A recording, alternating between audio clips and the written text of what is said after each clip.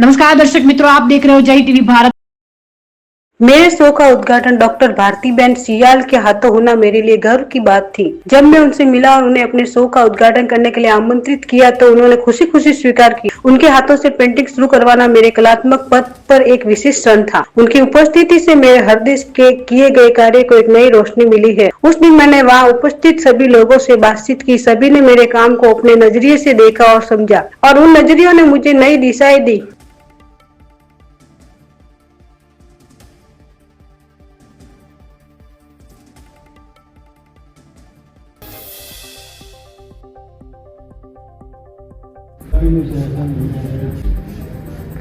मेहंदी वाला थी बाबा इनसे आप सबको पता है इनका जो ब्रिक्स का जो मटेरियल बनाते हैं उनमें से मैंने बचपन से देख के कुछ भी पिक्चर से कुछ भी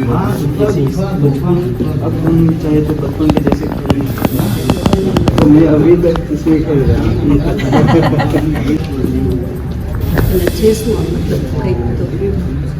ગામડામાં છે બહાર વધારે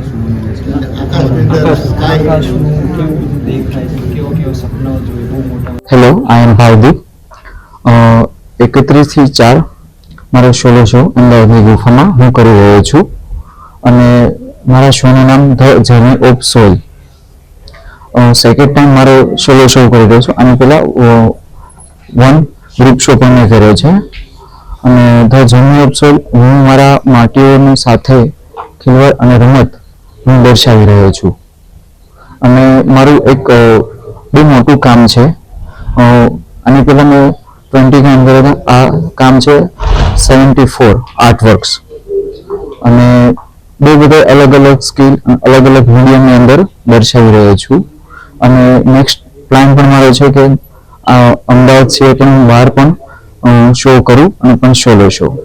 તમે માટીને જ કેમ સિલેક્ટ કરી? હું મારા જે ફેમિલી બેકગ્રાઉન્ડ જે છે એ પીટુ બનાવવાનું પછી કોઈ બિલ્ડિંગ મટીરિયલની અંદરની સાથે જોડાયેલું હતું. હું એને જોઈને હું મારે કોન્સેપ્ટ નવો ઉપર લાવવાની કોશિશ કરી રહ્યો હતો અને આ કોન્સેપ્ટ મને બહુ જ ગમ્યો એટલે હું આની સાથે કામ કરી રહ્યો છું અત્યારે. માટી સાથે તમે રંગોનો પણ ઉપયોગ કર્યો છે? હા, રંગોનો યુઝ કર્યો. કયા કયા ઉપયોગ કર્યો છે અને જેના ઉપર તમે બનાવ્યું છે એ કેનવાસ કયા મટીરિયલ? હું MDF ની ઉપર બધું મારું કામ છે પહેલેથી જ તે અને જેવા કલર 12 કલર હોય છે એ વસ્તુ મારા માટીના પણ કલર 12 થી વધારે પણ હું લઈને આવી રહ્યો છું. હું ડોક્ટર ભારતી શિયાલ, પૂર્વ સાંસદ ભાવનગર બોટાદ અને પૂર્વ રાષ્ટ્રીય ઉપાધ્યક્ષ ભારતીય જનતા પાર્ટી. આજે એક્ઝિબિશનમાં તમે આવ્યા છો એ જોઈને તમને કેવું લાગે છે?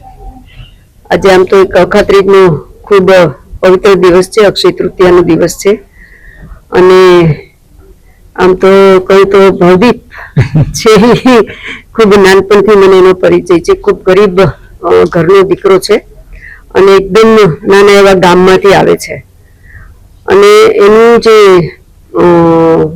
મન છે ખરેખર નાનપણથી હું એને જાણું છું અને ત્યારથી જે આર્ટ પ્રત્યેની એની રુચિ છે, કલા પ્રત્યેની એની જે રુચિ છે એ મેં જોઈ છે અને એટલા માટે જ આજે મને અહીંયા આવવાની ઈચ્છા થઈ છે કે એક નાનકડો એવો ભવદીપ કે જેણે મારું એક પેન્સિલ સ્કેચ બનાવીને વર્ષો પહેલા મને આપેલું હતું અને આજે અમદાવાદની ગુફામાં એનું જે એક્ઝિબિશન થઈ રહ્યું છે